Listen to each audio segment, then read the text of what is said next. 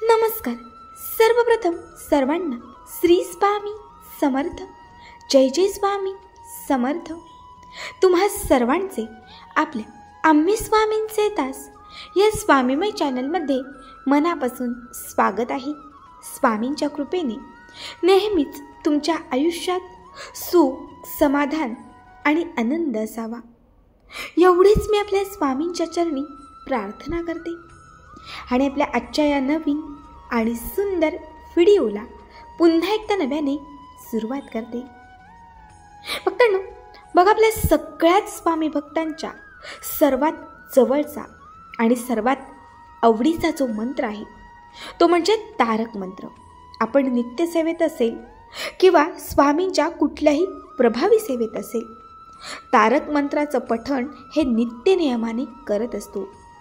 हाच तारक मंत्र भक्तांना कसा तारणारा असतो, हाच तारक मंत्र भक्तांच्या मनोकामना कशा पूर्ण करतो आणि दुःखातून त्यांना कसं तारून नेतो, हे आज तुम्हा सर्वांना मी आपल्या या सुंदर अनुभवातून सांगणार आहे. एका स्वामी भक्त ताईंनी त्यांच्या केलेल्या सेवेने त्यांच्या आयुष्यात घडलेली ही अत्यंत अविस्मरणीय अनुभूती. भक्तांनो, आजचा हा अनुभव आहे गडचिरोलीमध्ये राहणाऱ्या स्वामींच्या भक्त सौ वनिता क्षीरसागर या ताईंचा. आणि पुढील हा संपूर्ण अनुभव या ताईंच्याच शब्दात. ताई म्हणतात, श्री स्वामी समर्थ, सद्गुरू स्वामी समर्थ. सर्वप्रथम माझ्या सगळ्या स्वामी भक्तांना माझा नमस्कार. डोळ्यात पाणी आहे, मनात आनंद आहे, कारण आज ही स्वामी सेवा, स्वामींनी माझ्या आयुष्यात घडवलेली ही अद्भुत कथा मला सगळ्यांना सांगता येत आहे. तुमच्या इतकी खूप सेवा किंवा तुमच्या इतकी मोठी मी नसेल, पण स्वामींनी जी अनुभूती मला दिली ती मात्र जन्मोजन्मीचं पांग फेडण्यासारखीच होती. खरं तर आम्ही कोळी. आता सगळ्यांनाच माहिती असेल की कोळी समाज म्हणजे फक्त मच्छीमारी. आमच्या घरात रात्रंदिवस मच्छी. अगदी एकही दिवस आमच्या घरात कधीच शाकाहारी बनत नसेल. याच वातावरणातली आणि याच घरातली मी. लग्नानंतर थोडंसं बदललं. माझं सासर जे आहे हे सासर हिंदू कुणबी. लव्ह मॅरेज झाल्यामुळे थोडासा फरक आला. मात्र मी एकही दिवस मांसाहाराशिवाय राहू शकत नव्हते.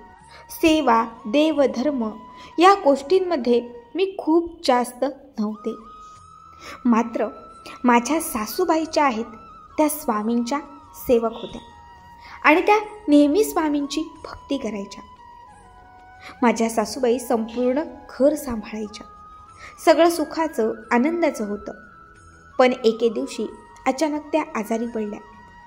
त्यांच्या आजाराचं निदान न लागताच त्या हे जग सोडून गेल्या. आणि मग त्याच्यानंतर त्यांची स्वामी सेवा बंद पडली. मी सकाळी उठून देवघरात दिवा लावायचे, एवढीच माझी काय ती पूजा. त्याच्या व्यतिरिक्त मंत्र, स्तोत्र हे काहीच नाही. मात्र एके दिवशी जेव्हा माझ्या सासूबाई वारल्या, त्याच्या 4 महिन्यानंतर मला सतत त्या स्वप्नात दिसू लागल्या. सतत माझ्या सासूबाई स्वप्नात यायच्या आणि मला स्वामी सेवा करायला सांगायच्या. पण मी पूर्णपणे दुर्लक्ष केलं. हे स्वप्नसुद्धा मी कुणालाच सांगितलं नाही. पण त्याच्यानंतर अजून एका महिन्यानंतर मला एक भयान स्वप्न पडत गेलं, ज्या स्वप्नात मला सतत माझा मृत्यू दिसायचा. जवळपास 1 महिनाभर मला एकच स्वप्न दिसायचं आणि त्या स्वप्नात मी मृत असायचे. शेवटी एके दिवशी मी खूप घाबरले. एका ज्योतिषांकडे सुद्धा गेले. त्यांनी मला सांगितले, तुम्हाला स्वप्नदोष आहे, त्यासाठी शांती करा. पण माझा इतका काही विश्वास नव्हता आणि ती शांती करण्यासाठी त्यांनी मला 25,000 सांगितले होते, जे मी तेव्हा देऊसुद्धा शकत नव्हते. त्यामुळे मी पुन्हा दुर्लक्ष केले. रोज मला ते एकच स्वप्न पडायचे ज्यात मी मृत असायचे. आणि शेवटी एक दिवस ती वेळ आली, तो काळ आला. काळाने माझ्यावर खाळा घातला. आमच्याच भागात मंगळवारचा आठवडी बाजार करून येत असताना माझा एक अपघात झाला आणि त्या अपघातात मला जबर मार लागला. बरेच दिवस हॉस्पिटल, त्याच्यानंतर घरी. मात्र तरीही मी क्रिटिकल अवस्थेत होते. आणि तेव्हा बरीच लोक मला बघून यायची. मला बोलतासुद्धा येत नव्हते, कारण माझ्या घशात, माझ्या नाकात सगळीकडे नळ्या होत्या.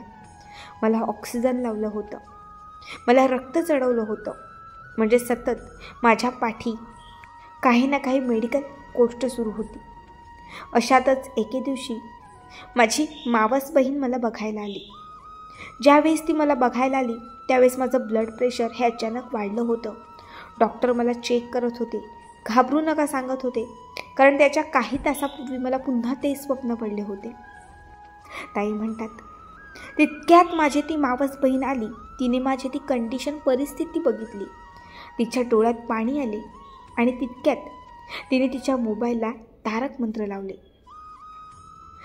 तिथे ICUमध्ये 1.5 ते 2 हा अर्धा तास फक्त पेशंटला भेटण्यासाठी असायचा आणि त्यात फक्त 2च पेशंटला भेटण्यासाठी नातेवाईक येऊ शकत होते. त्यात माझी मावस बहीण आणि माझा छोटा भाऊ आला होता. आणि जेव्हा ते माझ्याजवळ आले तेव्हा माझ्या मावस बहिणीने तिथे तारक मंत्र लावला. त्याच्यानंतर माझा भाऊ रोज यायचा आणि माझ्या मावस बहिणीने त्याला सांगितले की रोज तू हिला तारक मंत्र ऐकव, तिची भीती कमी होईल, तिचा बीपीचा त्रास कमी होईल आणि ती प्रत्येक गोष्टीला प्रतिसाद देईल.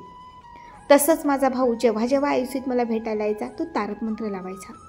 नंतर त्याने तिथल्या नर्सलासुद्धा सांगितले की हिला तारक मंत्र ऐकवत राहा.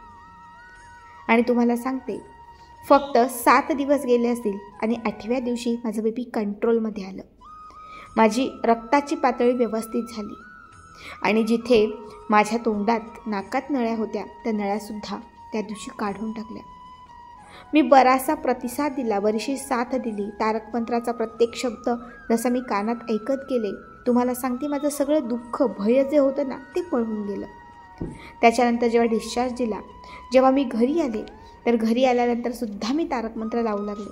आणि मग त्याच्यानंतर मला कळाले की हा तारक मंत्र स्वामी समर्थांचा आहे. मग तेव्हा मला माझ्या सासू आठवू लागल्या आणि त्यांनी जी स्वामी सेवा अर्धवट सोडली होती तीसुद्धा आठवली.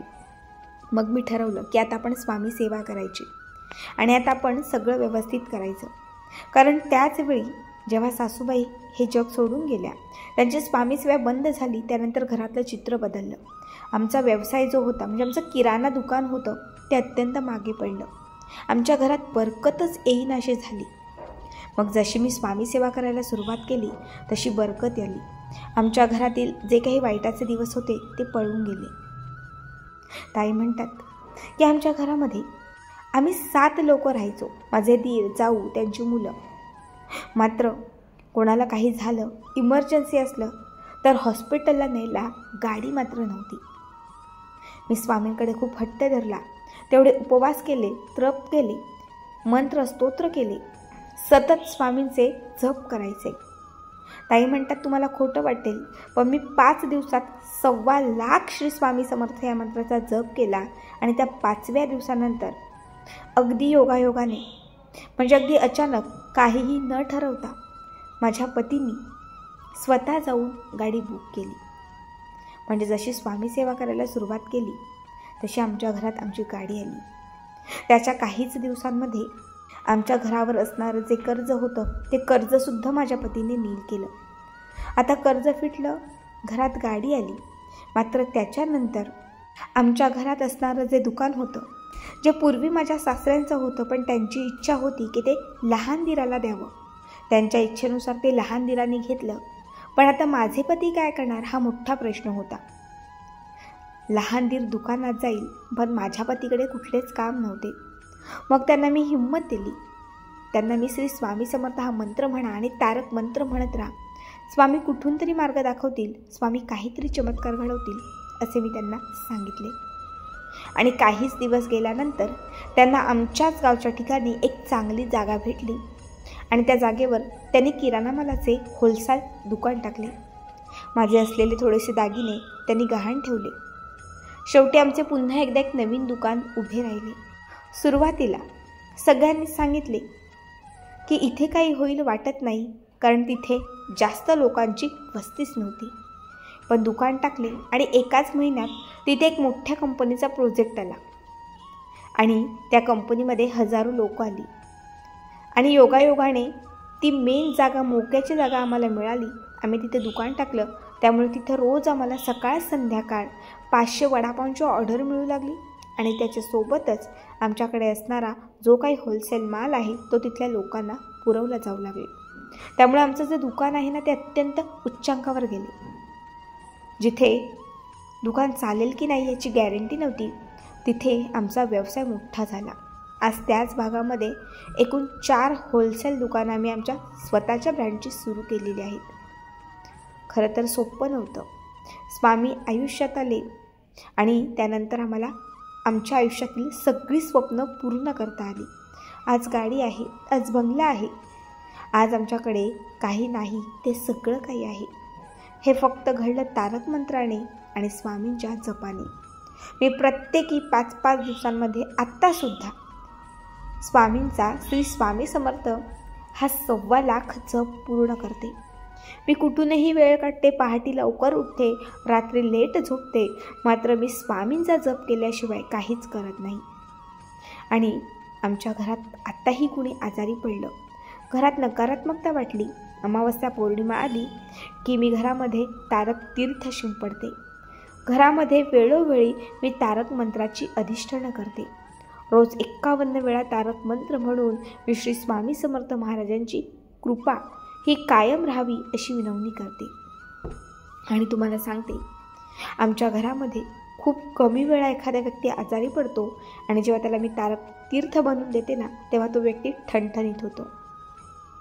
आज अन्नाची कमी नाही, आज पैशांची कमी नाही, आज सुखाची कमी नाही, आज आमच्या घरात, आमच्या कुटुंबात कुठल्याच गोष्टीची कमी नाही. हे सगळं काही जे काही होतं ते घडलं ते फक्त स्वामींमुळे. स्वामी आयुष्यात आले आणि सगळं आयुष्य बदलले. ताई म्हणतात, एका क्षणाला जेव्हा मी मरायला निघाले, जेव्हा मी मरणासाठी टेकले होते, माझा मृत्यू मला समोर दिसत होता. म्हणजे वेळही आली होती, काळही आला होता, पण स्वामी शक्ती पाठीशी होती आणि स्वामी शक्तीने वेळही परतून लावली आणि काळही परतून लावला. माझे संरक्षण केले आणि मला माझ्या आयुष्यामध्ये स्वामींनी पाहिजे ते सर्व काही दिले. श्री स्वामी समर्थ. जय जय स्वामी समर्थ. भक्तांनो, खरंच अद्भुत अनुभव. आजचा हा अनुभव तुम्हाला कसा वाटला कमेंट करा आणि तुमचेही काही असे अनुभव असतील तर शेअर करा. श्री स्वामी समर्थ. जय जय स्वामी समर्थ.